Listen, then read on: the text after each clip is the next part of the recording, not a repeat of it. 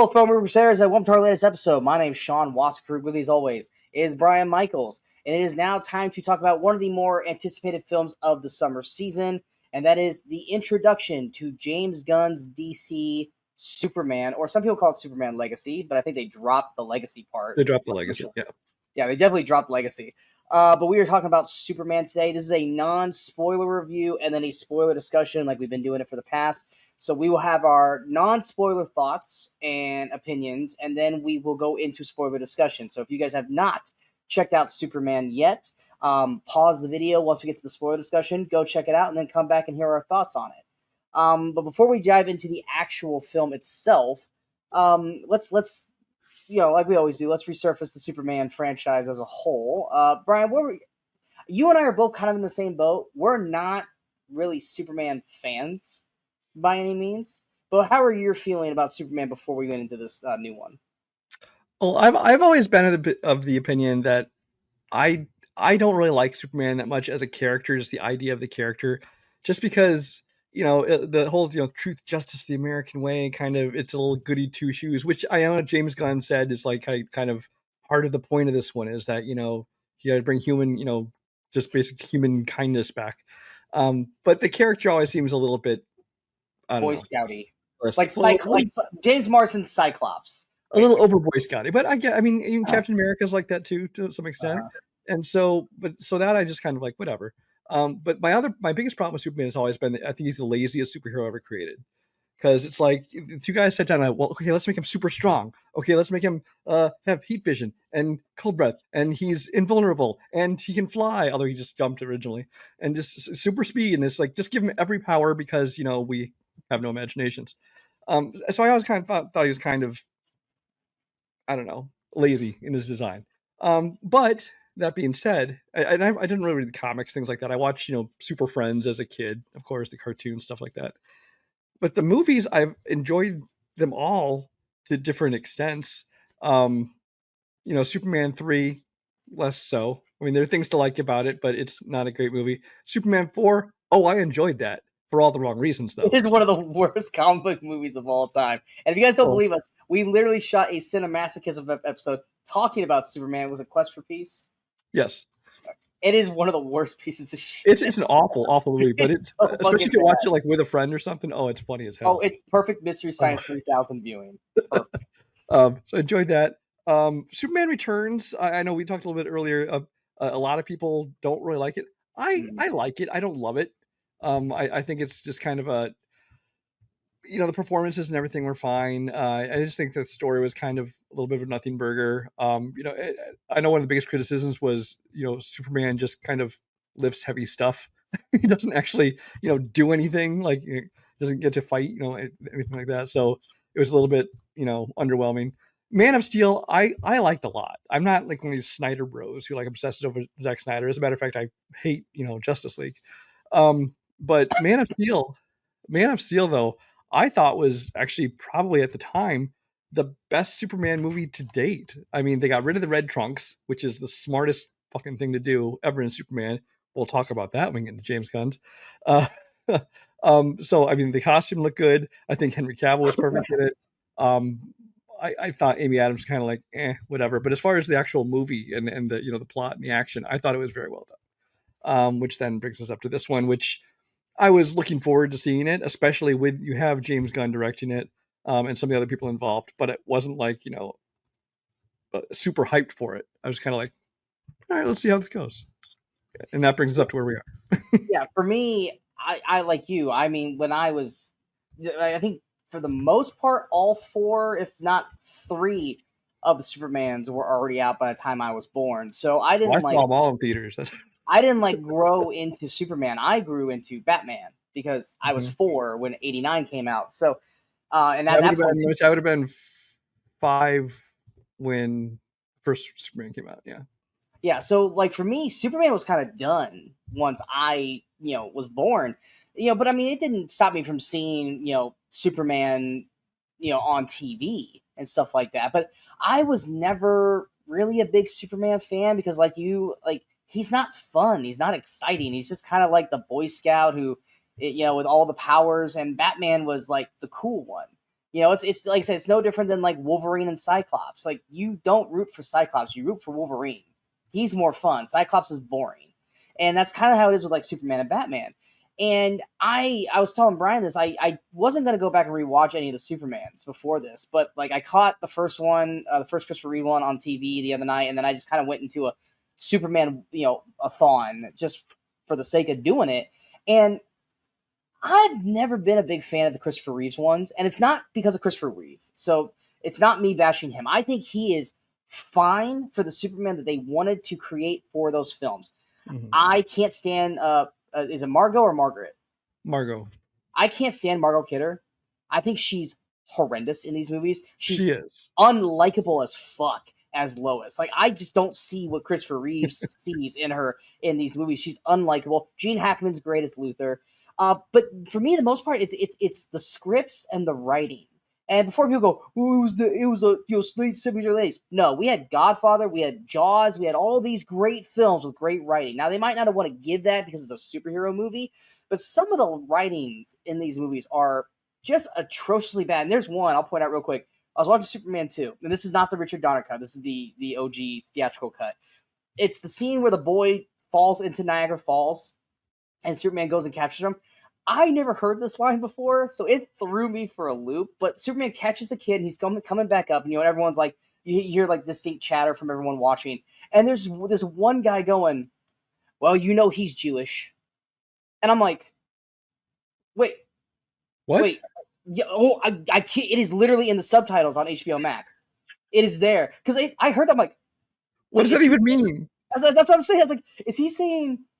His tights are so tight you can see he's circumcised? Well, that's the confusing thing. I was like, is he saying it proudly that Superman's so awesome he has to be Jewish? Or is he degrading the kid for being stupid enough for falling in? Oh, has to be Jewish. Because his delivery does not give you one way or the other. And there's so many lines of dialogue like this in these movies where I'm like, what? Why did you choose this line of delivery? Because this makes no sense. And I was so taken aback by it, but I've just never been a fan of the OG series.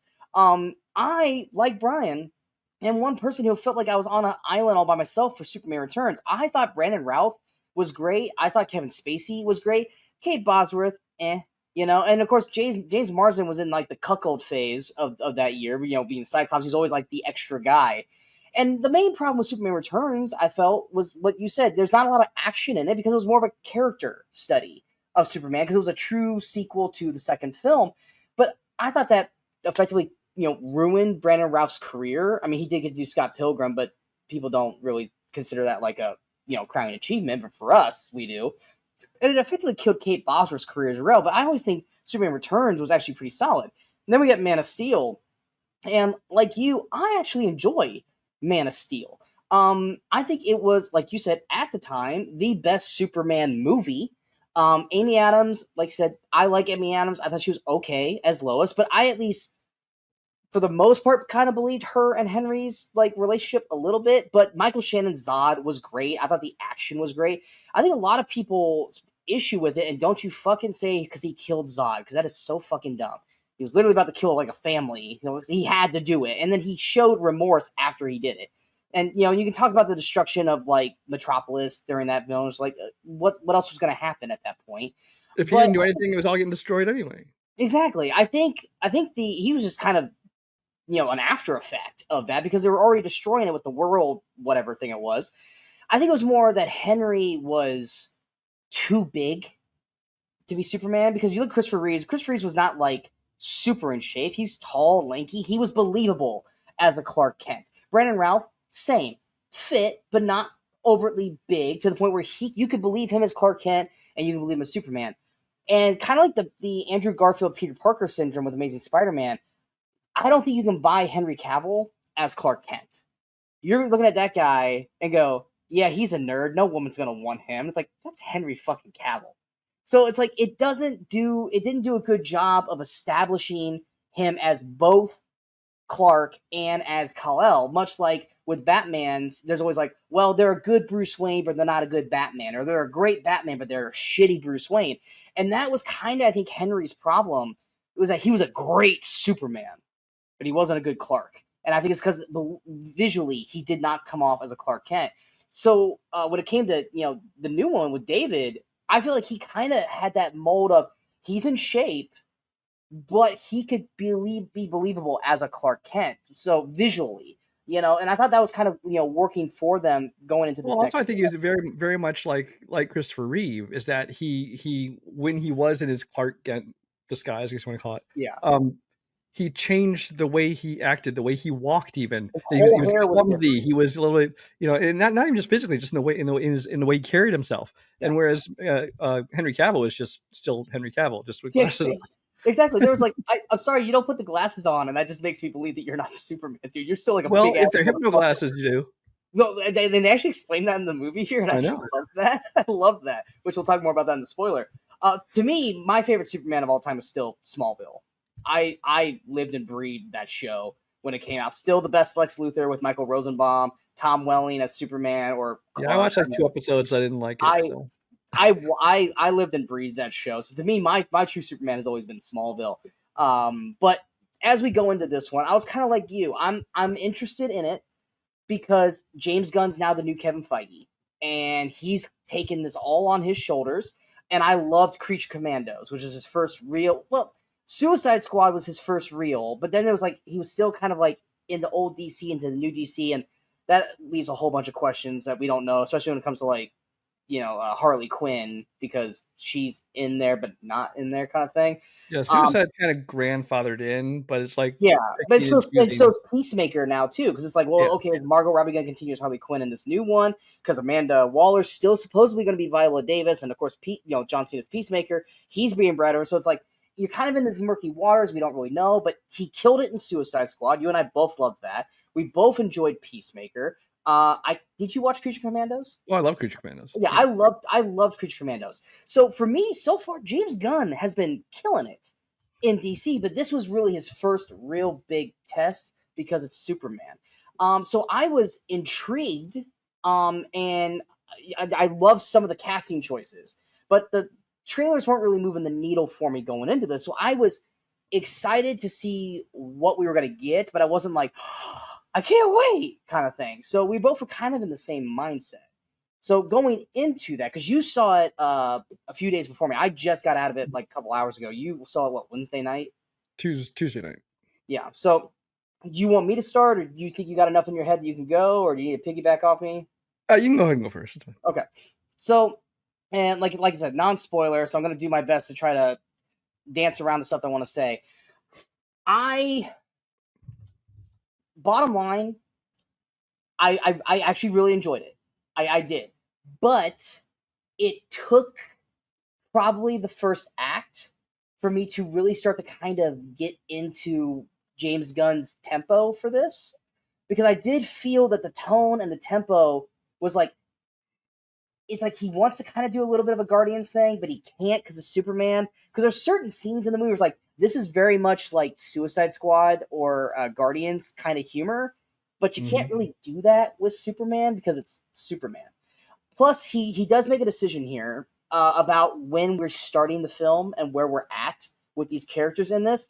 And I feel like that works, but also doesn't work, especially when it comes to characters in the film and relationships in the film, which I'll touch more on that in the actual spoilers thing.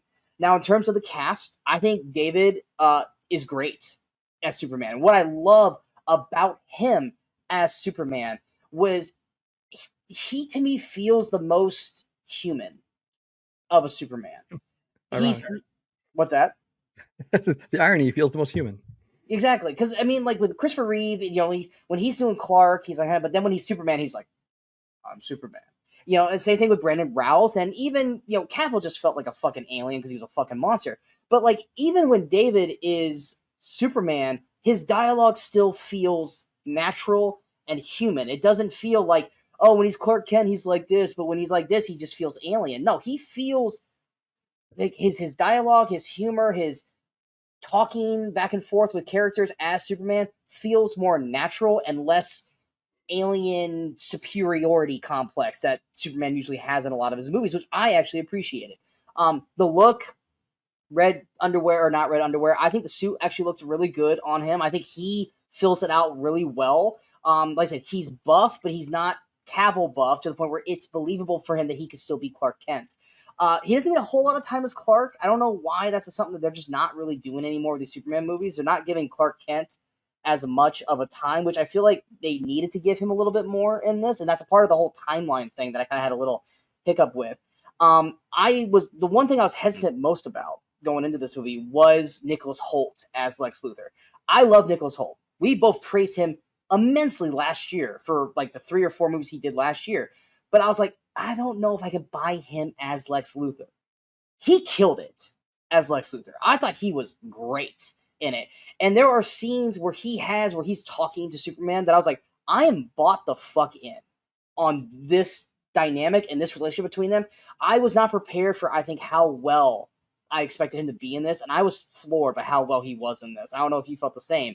And then when it comes to Rachel Brosnahan, I am a huge fan of her. I fucking love her, and that's because I watched The Marvelous Mrs. Maisel on Prime, and she's deserved all the awards for that show. So I love her cadence, and I also realized while watching this, I'm like, I thought she was playing a certain character in Marvelous Mrs. Maisel. You know, it was like, oh, 50s, 60s, kind of thing. That's just her as a person. Like, and I love that even more because I was like, I'm not sure how she's going to be in this. She's basically like Marvelous Mrs. Maisel modern day, and I love that. And I love the scenes that we got of her with Clark or Superman.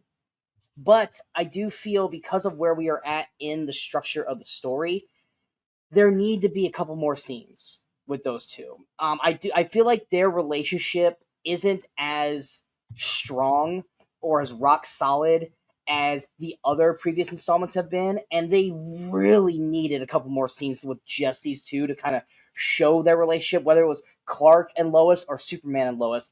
I feel like we desperately needed at least 2 or 3 more scenes of those two just interacting with each other. But I liked what we got. I thought she was great in the movie. I think the introduction to the other metahumans, I think Nathan Fillion is great as Guy. If anyone who's ever seen Dr. Horrible sing-along blog, which was around like the writer strike in the early 2000s, he's basically Captain Hammer with Green Lantern powers, and I fucking loved it. And there's even a Captain Hammer joke in there that I caught, which I loved.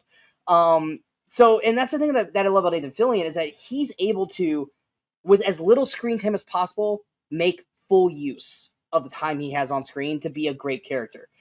I do feel that Isabella Merced is severely underused as Hawkgirl. I feel like they didn't really give her much to do other than just kind of stand there and look judgingly or shriek the whole time while she's fighting. I feel like I love her as an actress, but they did not use her for shit in this movie, and I felt bad for her. On the other hand, though, Mr. Terrific, I'm blanking on the actor's name. I'm trying to find him real quick. Eddie Gathegi? Yeah, Eddie Gathegi. I thought he was great. He was like the surprise. Like, I wasn't expecting him to have a huge role in this movie. He's in it a lot more than I thought, and I really, really enjoyed him as a whole through this whole movie. And also, another guy that I love that I'm glad that he was good in the moments we got was Skylar Gisondo. He played Jimmy Olsen. Loved him in the movie as well.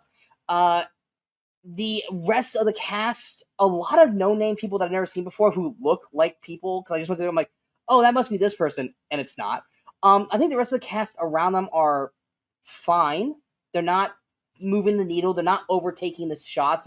The big players are the big players, and they are being utilized to their fullest effect. And there's some other people who really stood out to me that I really enjoyed. I think the action pieces were very well done. I think that it was exciting throughout, but it was more the tonal issues and the storyline timing of certain things that didn't 100% work for me. But by the end of the film, I was fully on board and I enjoyed it immensely. Also, Crypto was a lot of fun as well. I wasn't sure how to feel about Crypto, but I actually did enjoy him by the end of the film.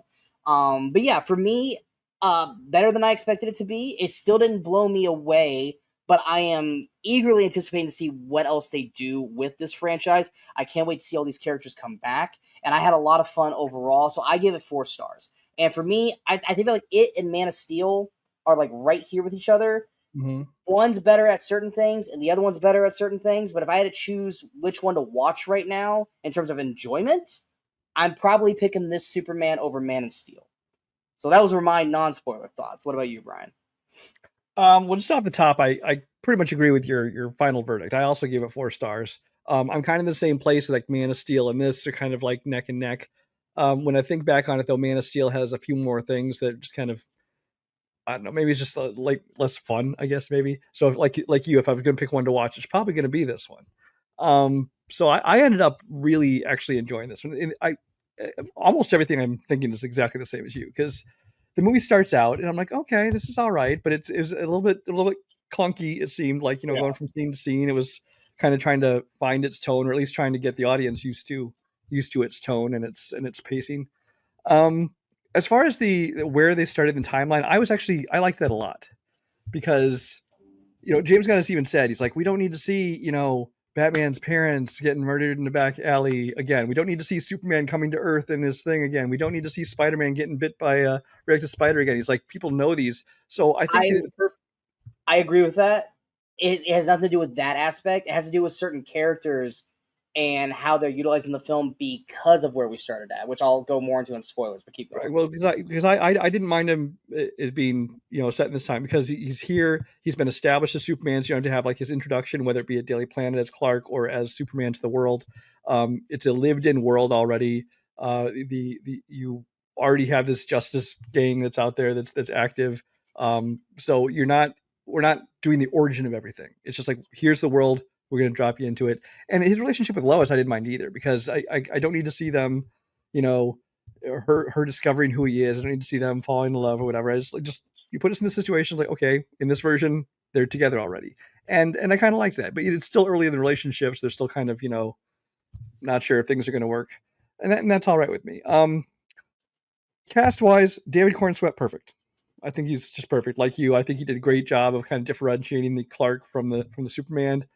He represents everything very well, especially how earnest he is when he's like, talking about, I was saving people's lives. I What was wrong love with those that? scenes. Love those I, scenes. I think you could really kind of see in his face, like, why is this even controversial to anyone? I think he did that very well. I think he, everything from the joyous scenes to the ones he was in pain. I think it worked out very well. Um, Rachel Brosnahan was fine. I have no problems at all with her performance. Nothing blew me away though either. I was kind of like, okay, she's fine. And I don't know if that's her. I don't know if it's an underwritten character, but she just didn't do a whole lot for me, beyond just serviceable. Skylar Gisondo, much bigger part for Jimmy in this than I Yes. expected, And and I I was like so that. happy for it.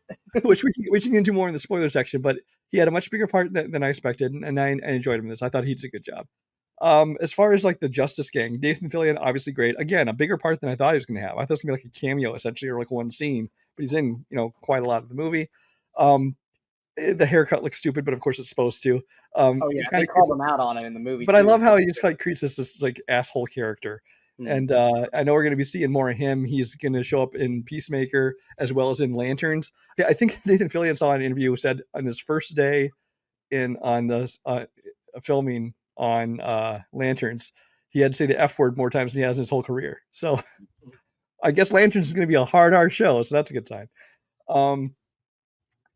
Isabella Merced, she kind of sidelined. Like you said, she's He kind of did. They shrieking. didn't utilize her at all. We do get to see her kind of wet coming out of the shower. Just saying. Thank you for that, James Gunn.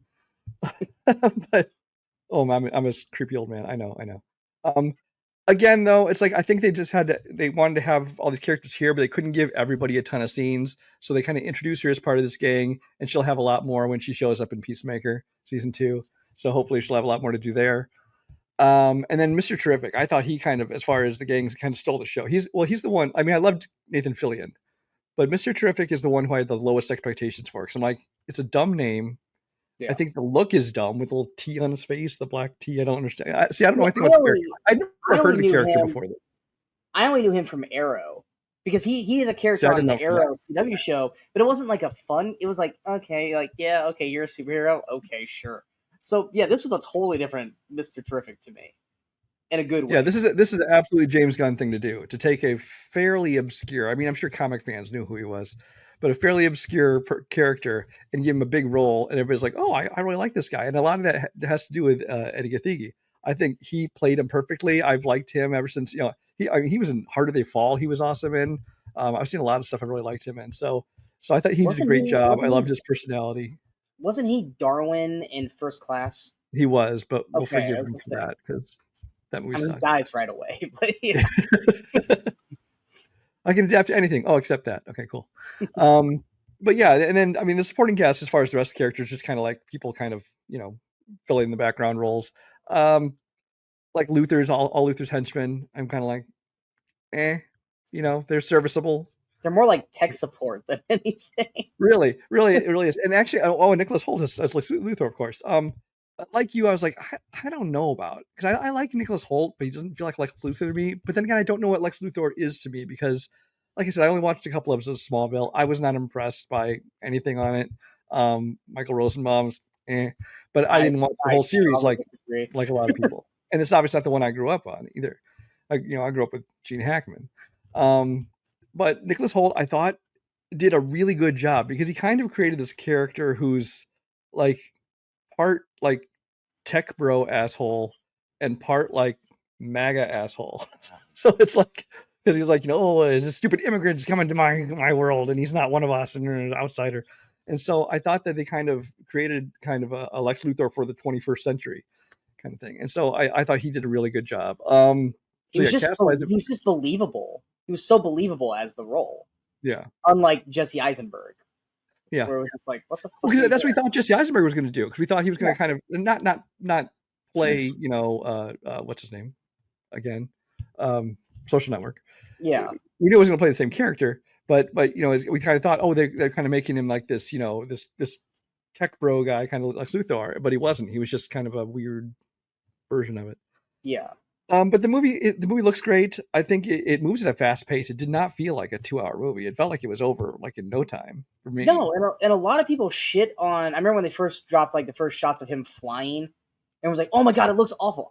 It looked fucking great. Like I really don't see the problem that you guys had with him flying. Yeah, no, there's a few moments of CGI where I was kind of like, okay, but I mean, nothing was awful, but some No, that looked like, okay, that's not as good as it could have been, but they were few and far between, so I had no problems with that. But I mean, story wise, I enjoyed it. The cast, I enjoyed it. I like the score of it, which kind of incorporates the John Williams themes kind of underneath, but it's yeah. not just reusing them. So I like that choice. I think that was very smart of them to do. Overall, I really enjoyed this, and like you, I'm still not like yay Superman, but I'm anticipating to see what happens next film and beyond. Oh, and Crypto, yeah, from the beginning, Crypto just felt like I don't know, like let's put a cutesy dog in there, and everybody's gonna love this dog because everybody loves dogs. It kind of felt like they were trying to force this cutesy thing down your throat, like little Dolores in fucking Jurassic World Rebirth, where it's like, oh, here, go buy these toys. And this one, it didn't feel quite as commercial, but it definitely felt like they were trying to manipulate you into liking this cutesy little dog. But it fucking worked because I love it. Yeah, it definitely worked. Every scene he's in was like my favorite scene of the movie. So What's that? every scene he's in was my favorite scene of the movie. Oh yeah, especially just because like he's a bad boy. He's not a good dog. He's not. And I think adding that element to it is like he don't even fucking listen to Superman. Like he don't give a shit. But then you find out why at the end. You're like, yeah, good. Yeah. Okay. I do think though, I love the actor, but I feel like they did not utilize the Kents well at all. The what? Like the Kents. Oh, Ma and Pa Kent. That's what their cast list is. It's like, no, it's Jonathan and Martha. Like, come on. But like I feel like Martha Kent was not like utilized at all. And Jonathan Kent, outside of like that one scene, and like I said, that's one of the characters, like I said, where it's like by where they're jumping at in the story is like you don't get that relationship. see, I was fine with that because I think that I don't see any reason to spend a whole lot of time on the mom Kent story. It's yes, they were his parents. It's where he grew up, but that's not the story. We're telling the story of But him as a grown-up adult. I also could have done without the hey, they're old, so let them yell into the speakerphone because they don't know how technology works scene at the very beginning. I was like, do we really have to do that? Like, I don't think we needed to do that scene. Like, it's little things here and there. But I mean, like, I thought once they actually like let Pa Kent, because Martha, they didn't really give Martha shit to work with. But Pruitt Taylor Vince, who I like him as an Mhm. actor, I think he's a really solid actor. They actually do give him a scene in the movie in the latter act, and I was like, okay, here we go. This is what I like. But there's definitely a bunch of spoileristic shit to talk about in terms of like casting stuff that we were not like, what the fuck kind of thing. But so did you have anything else you want to add non spoiler before we jump in? Um, Not non-spoilers. I will say now this is not spoiler, but in terms of casting, we know James Gunn likes to cast a lot of his friends in Yeah, movies and a lot of supporting roles, things like that. The people the who were in previous films of his. Right. And now even just not in major roles, but like the voices of the robots, the main ones obviously Alan Tudyk, but they also had Pom Clementif and Michael Rooker, one of Yep. them, and there's somebody else I recognized was another one of the It was robots. Grace Chan. I'm just saying they missed an opportunity to have Vin Diesel, one other Guardian, also do a robot, so just so we could say Superman. I'll say Iron this. Giant callback for the win. I'll say this. Michael Rosenbaum actually played one of Lex's goons. He was Oh, in did the he? Raptor gear. He was in the Raptor gear, but he Oh, actually was in it. So we did have two Lex Luthors on screen at one time. One point. But yes, that is our non-spoiler review of Superman. Both of us gave it 4 stars. Both of us liked it better than we anticipated. So definitely a recommendation for both of us. If you guys have not seen Superman and you guys do not want to be spoiled, pause here, go watch it, come back, because we are about to jump into the spoiler topics of this film. So here is your 5-second warning. 5, 4, 3, 2, 1. Yeah, like in terms of the timeline thing, I'm totally fine with they loved using 3 in this. Have you noticed that? It was like 3, 3, 3, 3, 3, oh, 3, the 3. opening. Well, that's just a yes. Well, no, but even later, there was something else that was also 3. Oh yeah, it was 3 months. 3 months that they were dating. I was like, man, is 3 an important number in this movie for some reason? I'm fine that we're starting basically like in year 3, year 4 of Superman, but I just, like I said, the Kents felt like they like didn't serve a purpose in the movie at all, and I felt like the relationship, like I said, between Lois, I didn't need her to be like she doesn't know who he is, kind of thing. But I also didn't really buy that they really cared about each other. It felt like they've been dating for 3 months, but it felt like they had been dating for like 2 weeks in this. Because when we got to that first scene that they had together, out not at Daily Planet, but like in her apartment, it was more like you've known him for over 3 years or around 3 years at this point, and you're still acting like you guys don't know each other, which I don't buy this. Like I buy the chemistry that you two have, but we're 3+ years into you guys knowing each other, and I feel like this doesn't. I don't buy that the relationship of this is the where we're at. You didn't feel that way? I didn't feel that way at all. I felt that it felt like a lived-in relationship, but it felt like it was still relatively early in relationship. But yet you could see, they had a connection. They I know a did. lot about each other, but maybe haven't gotten into those really hard, deep discussions, like when she does her interview with him. When she's like, "Okay, I'm going to not be your girlfriend now. I'm going to be the reporter and ask you questions." There's those kind of things, but that's because he's finally. You can tell from the way she said it, he's finally letting her interview him, which she hasn't done before. So, but aside from that, just their interactions before that interview, I completely bought it. Yeah, but I didn't buy that they were like in love with each other by the end of the movie. That felt forced. Like I could see maybe him loving her, but then like she adds the "I love you" at the end. I was like, do you though? Because you literally were just talking about breaking up with him to Mr. Terrific, and now all of a sudden you're like, "I love you too." I'm like, no, no, this relationship has not earned the "I love yous" yet in this movie for me. I enjoy you two together, but I have not bought into this relationship because you guys haven't given us the time between with these two characters. I feel like they needed more time together, whether as Clark and Lois or as Superman and Lois, because there was never a point in this movie where I felt like she's. And granted, this is the other films, and I'm actually okay that they didn't do this, but I never felt she was like swoon Superman in this. It was just more like, yeah, that's Superman. Like, what the fuck else is new? Well, for me, I Like, know a lot of people like, you have Superman, you have to have Lois Lane. For me, it's like Lois Lane could have had a part like, Jimmy Olsen size in this movie, and I'd be fine with it. I don't need to be all about the relationship with Lois Lane. She's just a supporting character in the movie. And I think if we had more scenes with her, I think it would have just felt like it's like, why aren't we focusing on the important stuff? but we got more screen. We got more time with her and Mister Terrific than we did with her and Superman in this movie. Well, that's what I'm They saying. were. I don't think we need as much as we had of her. Like I said, I didn't I dislike her. I just didn't think we needed more of her. I will take more of Rachel Brosnahan as much as we can get. But she has more screen time with Mr. Terrific than she does. And her back and forth with Nathan Fillion was great.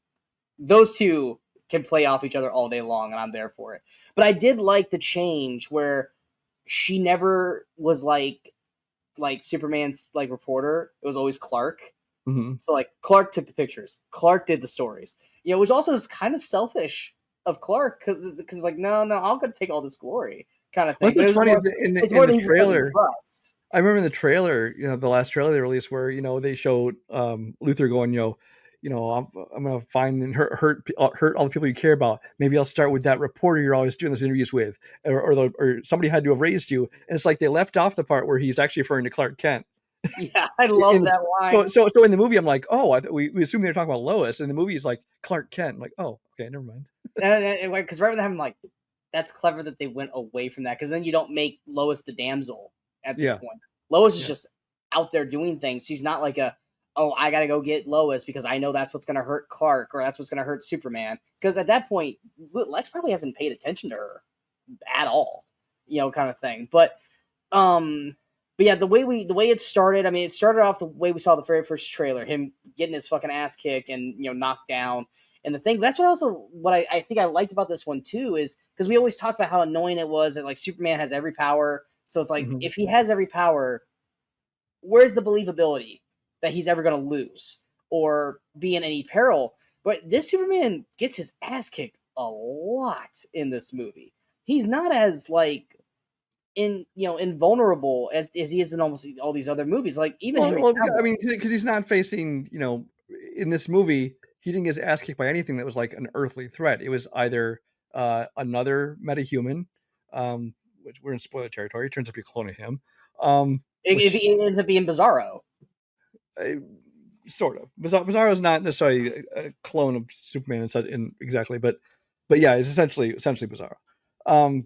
But he's a clone of him. And then he gets his ass kicked when he's like, been super weakened by kryptonite, and even afterwards when he has kryptonite poisoning. So, I mean, yes, he gets his ass kicked, but that's the problem. That was the problem. The original creation of Superman. It's like, oh, we made this guy too powerful, so we have to come up with, oh, here's this one special substance that will make him weak. And I actually appreciated the almost video game aspect fighting, where like Lex is literally going combo 3-6-3-6, and he's like, bam, bam, bam. Like L9, A3. It's like that. There's got to be a more efficient way to do that, though. I'm just there's got to be, especially if he knows what he wants to do. Why is he like wasting time relaying the message through somebody else to do it? It's like just do it yourself. But I honestly enjoy that. It's like we have a whole room of like probably like 20 gamers are all basically fighting Superman and winning. They're winning. But yeah, I really enjoyed that. I did not enjoy, and he was playing the part, so I can't really knock the actor. But the whole I can't remember, I don't know what the country was, but the president of the other country. Oh yeah. That I was working with. Oh my god, he was cringy every time. But he was intended to be cringy. But I was he was also playing the same role, I believe. I didn't look it up. I'm fairly certain that's the same guy who's like the dad of the little girls in 2012. I don't know if you remember that movie at all. He was like some Russian rich guy or something, and he was playing basically the same kind of asshole in that movie.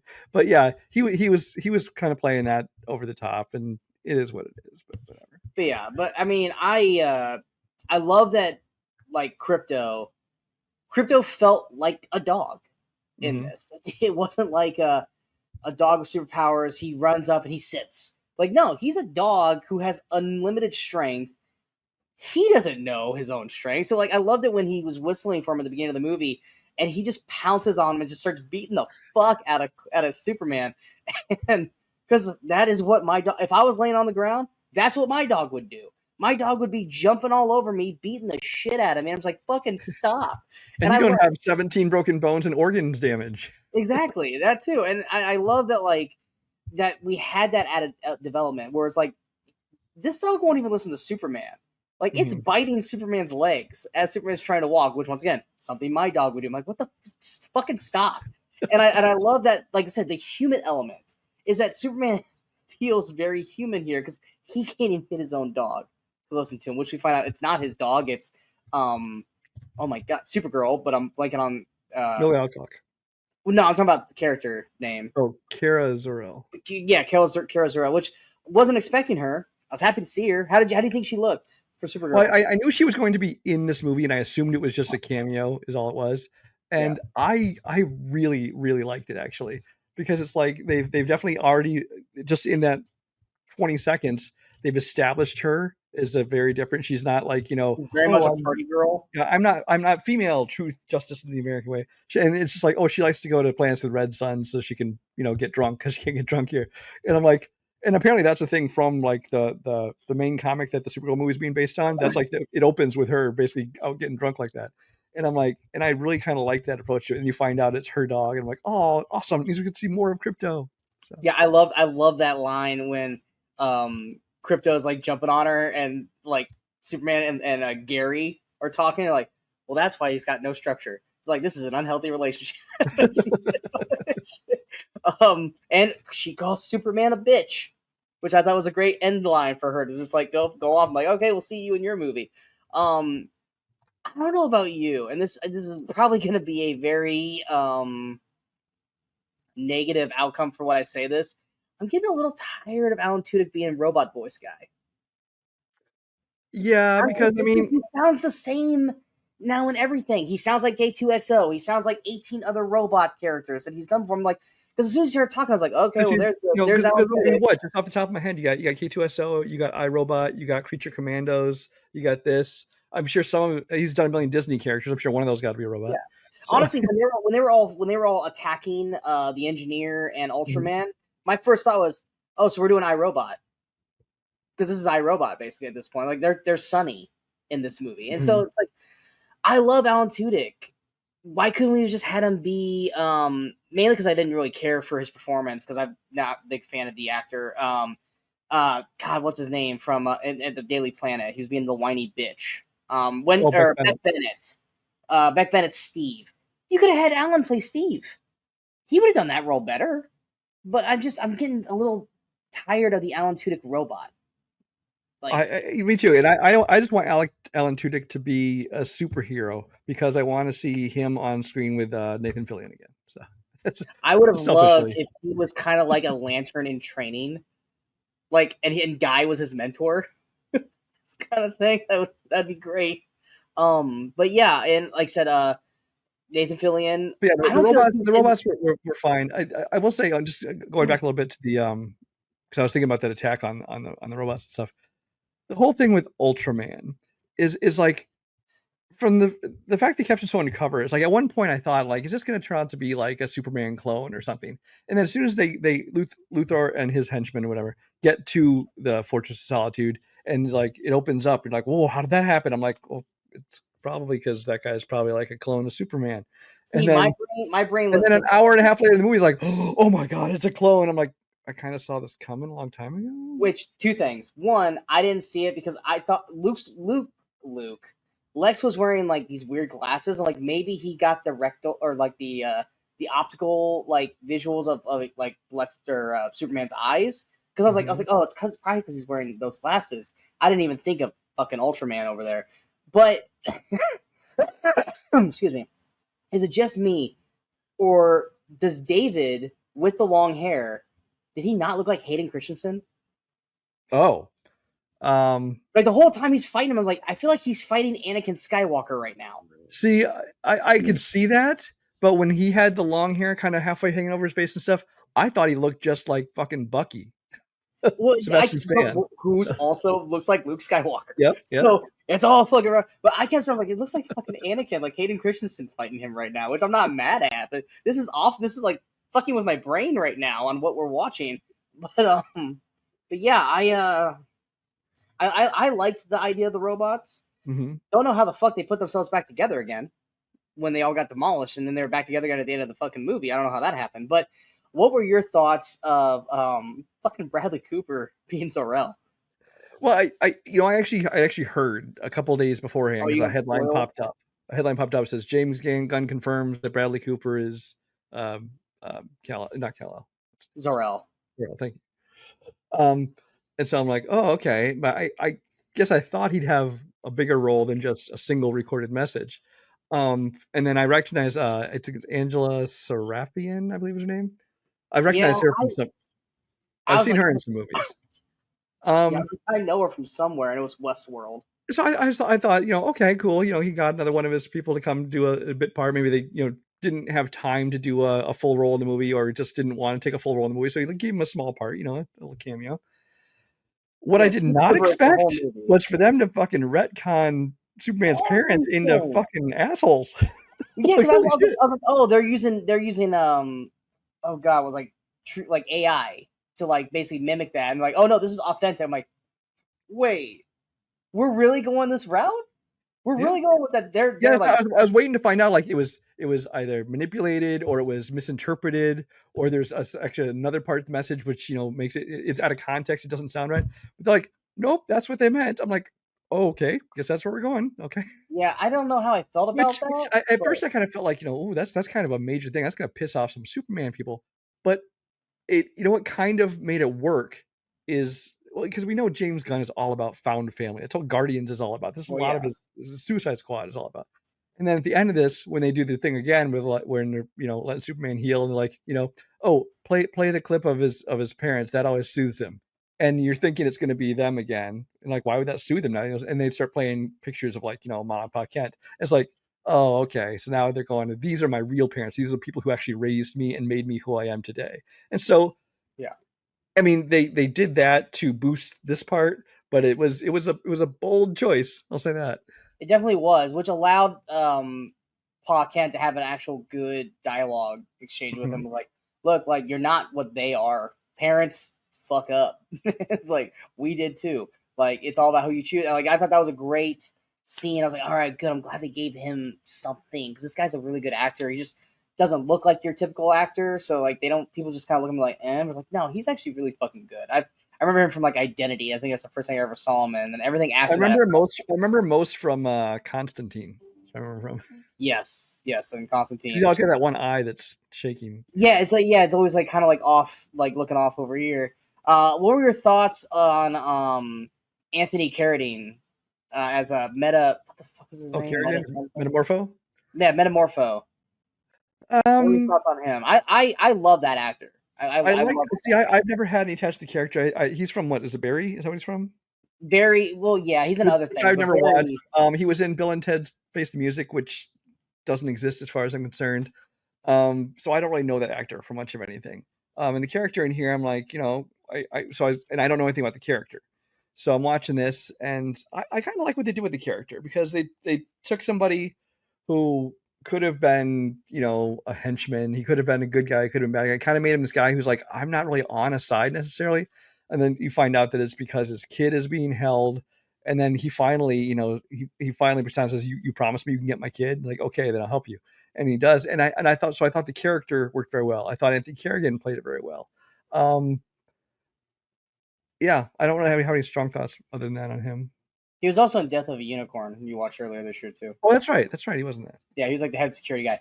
Yeah, I like the whole time when he's finally helping Superman and he like takes the Krypton down. I'm like, dude, change your hand to like Jade or something, so it still looks like you're helping him while you're doing other shit. Like that's green. Jade it up, dude. Because like all these other people around are like talking shit. I'm like, shut the fuck up. But I was just like, I liked his look. I remember seeing like a picture of him or part of him in a trailer, and I'm like, what is this character? But once we actually like got to it, and then we had the whole sequence with the baby, which I was like, is this gonna be Martian Manhunter? Like, is that where we're going? Is that this is gonna become like a Martian Manhunter character? Which doesn't look like it. But like when he like acided everybody, and then he's just like this tentacle head. I was like, okay, that's very James Gunn. Same thing with It like is very the James Gunn. Yeah. yeah, same thing with like when the nanos from the engineer getting in, like, and he has like puke it all up. I'm like, this is such a Oh, James Gunn scene. This is so James Gunn. But yeah, I really liked him. And I'm glad that he like looks like he's gonna join the Justice Gang. Which I love that line where it's like, dude, I don't know if you want someone like Justice Gang has a great name. You're in. so, so I really enjoyed that aspect. There was oh god, there's one scene that really was bothering me, and it's one of those things where it's like it's me just not necessarily overthinking, but it's me, and this is things that bother you too. But Like when we talk about it to other people, they're like, dude, you are nitpicking the shit out of it. It's like, no, this actually is like stupid. And it was during like the I'm just gonna call it the kaiju scene because I can't remember what they actually called that fucker. They're literally like in like a park square kind of thing. And he's fighting it and he's like trying to make sure it doesn't fall on people. I'm sorry, you guys are like 15 feet away. This is like the John Wick club scene all over again. You're like 15 feet away from this fucking kaiju, and you're all just like cell phones. Like, you're gonna die, you idiots.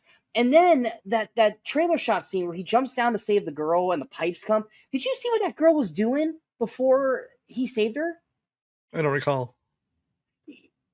Once again, that kaiju was like right behind her. She's hopscotching.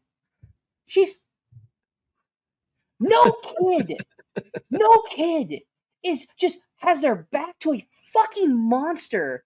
I'm just jumping on square. Fuck you. What? Who wrote that? Was a bad just so that way he could go behind her and do this. I'm like, you gotta don't make everyone so no kid would be like, yeah, fuck that, it's a monster. No.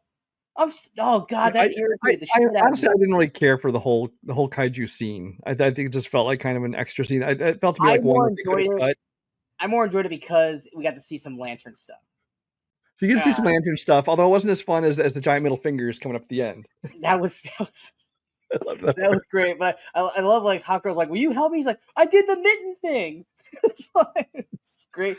Great. Yeah, the kaiju theme seems to like me, and of course, there's knocking over buildings and stuff while they're fighting them. I don't see people complaining about like, oh, this Superman caused all the destruction in the city. It's like, no, he didn't. And then of course they pulled. They did the same shit that the after effect of Man of Steel, where it's like every time now after Man of Steel when they're about to do a big fight, they got to have this line in where they evacuated the whole area. And then so that way when they destroy Metropolis, like, no one's actually in there. Fuck you. There's so many people still there that especially seeing how people act with their phones. See how people act on the ground with their phones. You don't think everybody in every office building was at the window just filming the same thing? No, so many people die, but no one's gonna make a scuff about it because they threw the line in and showed people an old lady carrying her fucking turtle. Like, no, it's the equivalent of like the old G.I. Joe cartoons where anytime anything got blown up, you'd have to see a little parachute come out. Yeah, it's just I hate that we have to do this because of it, and it's because of Man of Steel, and I hate that like people were like, Man of Steel is a fucking bad guy. Shut the fuck up, man. Also, one more thing for that scene: when a building falls like horizontally and you catch it, it's not made to stay intact. It would just collapse. It's not designed to stand sideways. Yeah, I was like, as soon as he stopped, I'm like, wouldn't it just? It would just go. Off? Yeah. Yeah, I was like, she's still gonna die, dude. But yeah, it was just, and I kept thinking about like after the effects of this whole thing, I'm like, this had worse destruction than Man of Steel did. Like Metropolis is gone, but then they like just pushed it back together, which I love the end credit scene where he's like, it's crooked. What the fuck you want from me, man? I thought Superman was gonna go and just like go and push it. Like, I was expecting that too, where he was just gonna go fix it. And then him storm off. Man, I can be a real jerk sometimes. I was like, that was a great end. That was a great end. Well, I liked that moment. I didn't feel like that moment was like sit through the end credits worthy. Like if somebody asked me, should I wait around the end credit scene? I'd probably be like, nah. I think they should have put that in the mix. We didn't really need him and Crypto just sitting off and like looking at Earth.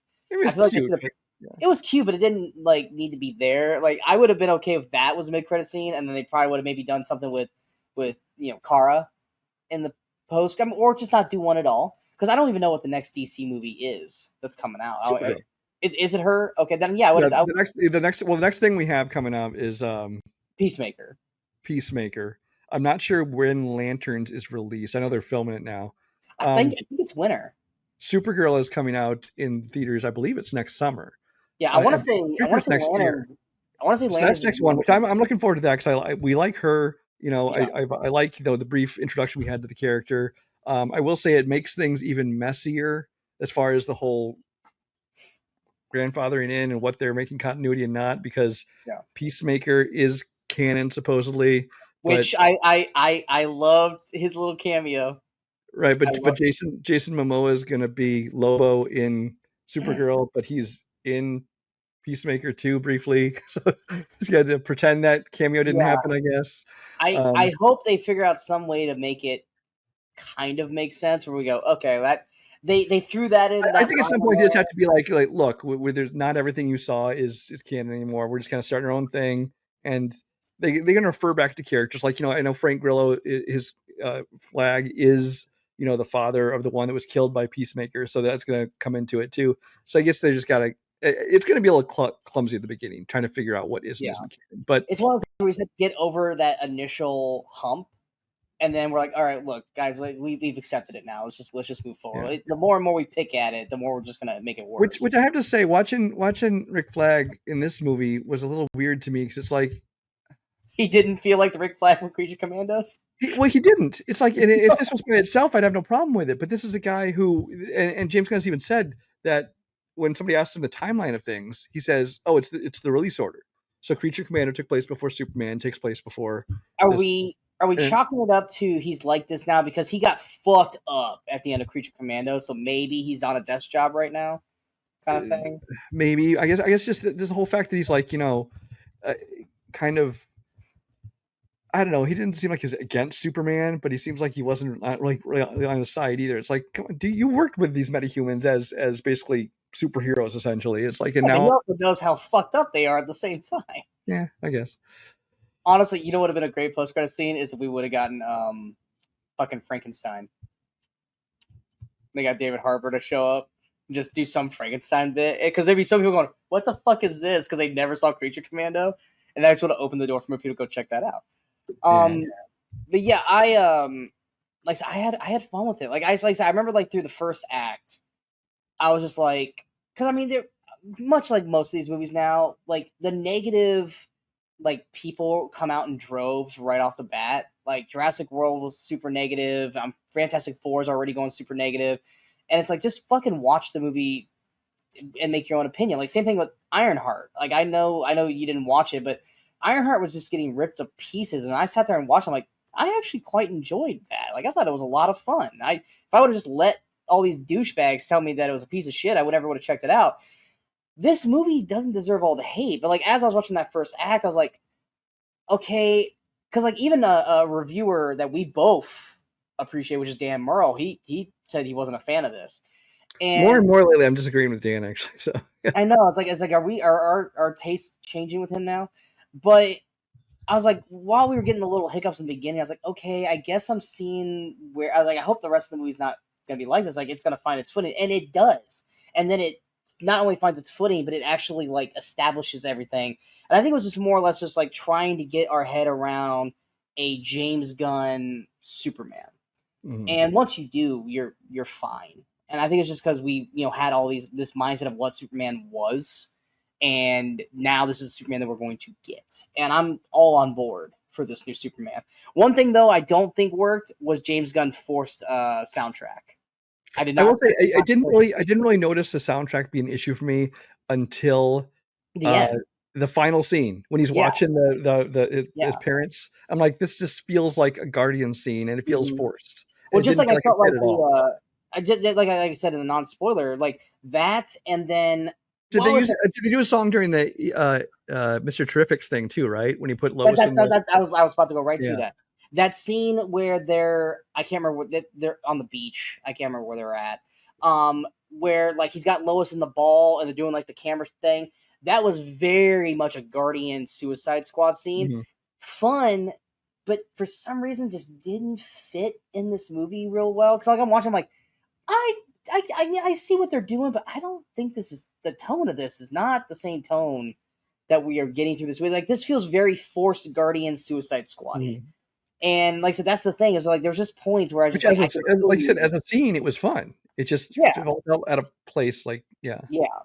But yeah, like, I didn't hate the scene, but you after it was over, I was like, I don't know if that needed to be in this movie. At least not right now. Like this just felt like a very off-putting scene because it just felt so out of left field. But anything else you'd like to add? Um, I'm sure I'll think of 10 more things after we finish. Oh, I did. Oh, talking about Jimmy.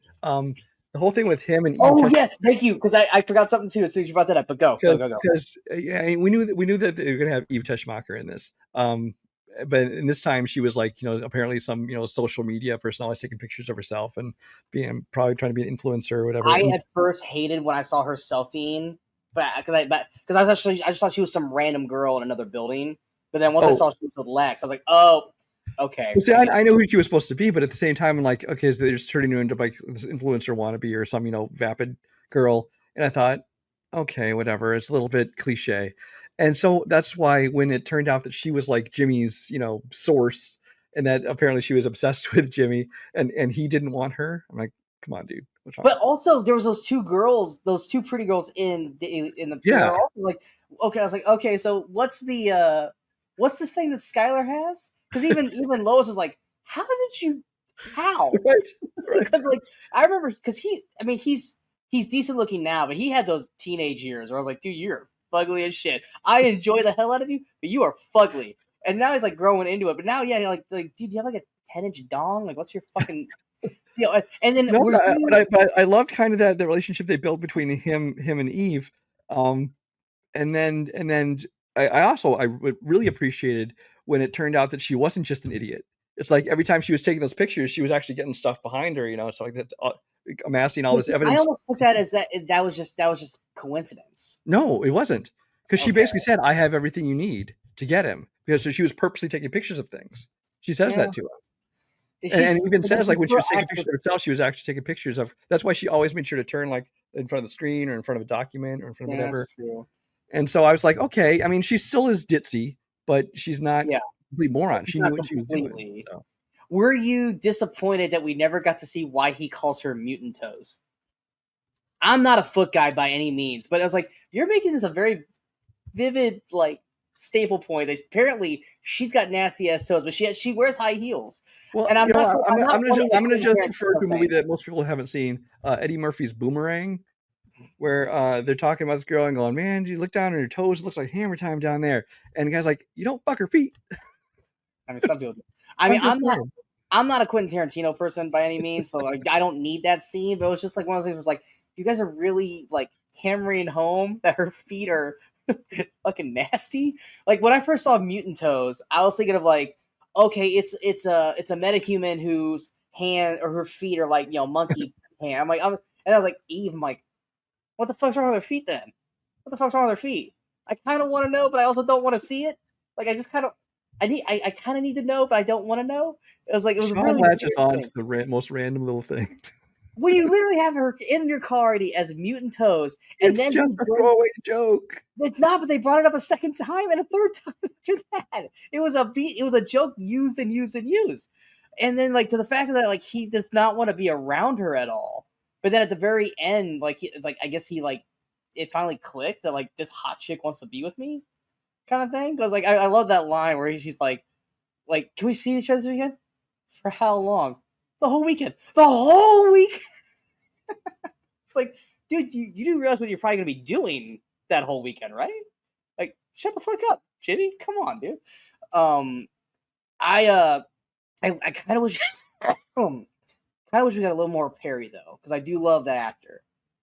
Yeah, Perry kind of seemed like they wanted to have Perry in this movie, but they just weren't going to give him a major role. Which, if you look back at the earlier Superman movies, he didn't have that big a role in those things.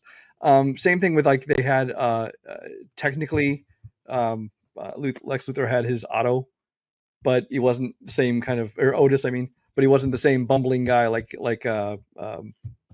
blanked out on his Oh, name. was that the guy with the glasses?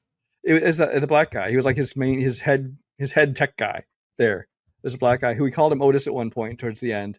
Which Otis Why was. am I not? Because Was that the only. Ned Beatty? Oh, okay. I got to. All right, I'm with you now. Yeah, Okay, I because remember. Ned Beatty obviously played him in the original one, Yeah, Gene Hackman, where he's like kind of this bumbling kind of idiot. And this one, I think they're like, well, we want to technically have an Otis, but we're not going to feature him either. I think there's a lot of characters like that who just kind of made sure were there in the world, but you couldn't feature everybody, especially because he wanted to include, the Justice Gang. He wanted to make sure and shove in all these other characters to kind of help.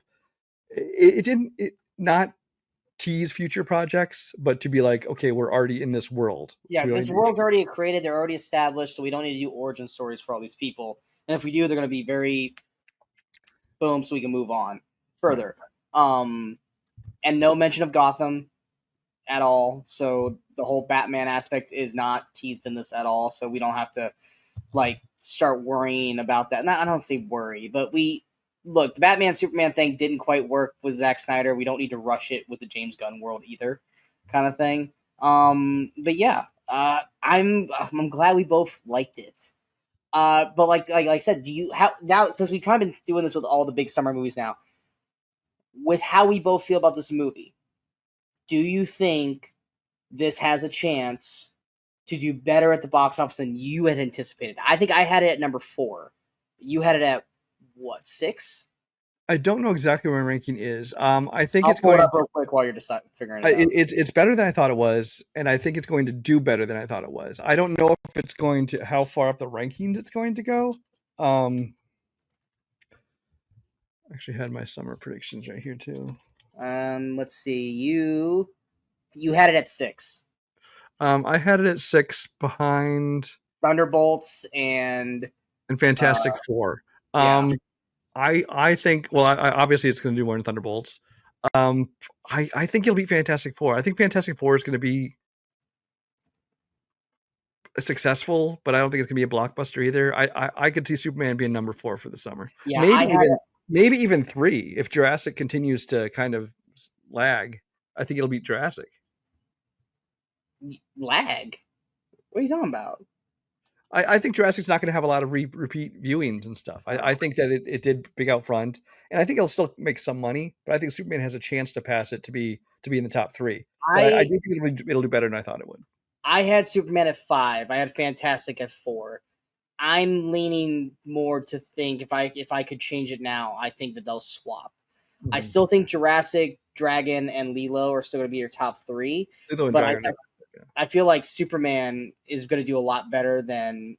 Well, I think it depends on how people are going to react to it, and the Snyder heads aren't going to come out in droves. And I think the James Gunn fans and the people who are just open to this new Superman, I think it's going to be, because I think this, unlike like you said with Jurassic World, which for me rewatchability is high, I feel like this is very rewatchable. I feel like I can easily go back and rewatch this in theaters and have a good time. Yeah, I was actually originally going to go rewatch it today. I just got my plans changed. I'll see it later this weekend. But it's definitely rewatchable. I also think that this one is the first Superman, since Brandon Routh's maybe, which is kind of more family friendly. It's not a family movie, but it's more family friendly. Because Man of Steel, yes, families can go see it, but it definitely had a darker, serious tone that kids aren't going to enjoy as much. I will say this does have more language in it, but it's James Gunn, so what do you expect? A little bit, and then nothing major. No, I mean like shit, asshole. Like there's no F-bombs, but by today's standards, shit and asshole are like, back then we're like, you can't say that. PG-13 was, now it's like, fuck, they can say that all the fuck they want. But because they're definitely near the end of the movie, especially from Lex, where it's like, dude, Lex, you're cussing a lot. I'm not mad at it, but I'm noticing it, kind of thing. But yeah, that's Superman. What were your guys' thoughts? Let us know in the comments below.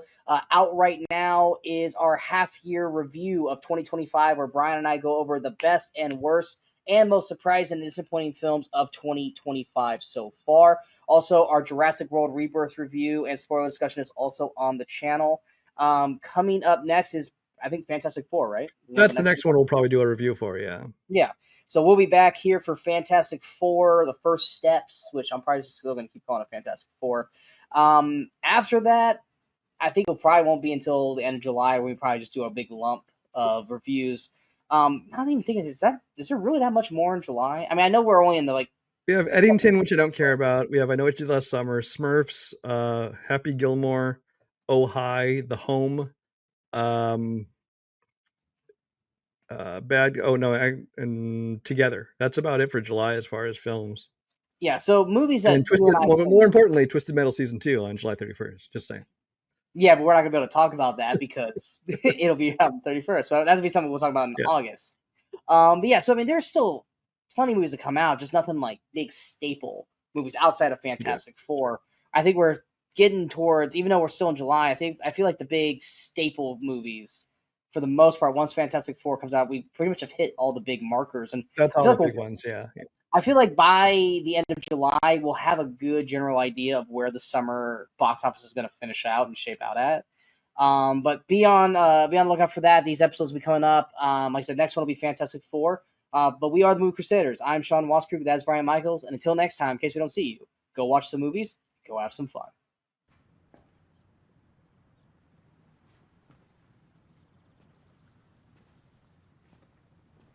You're still here. It's over. Go home.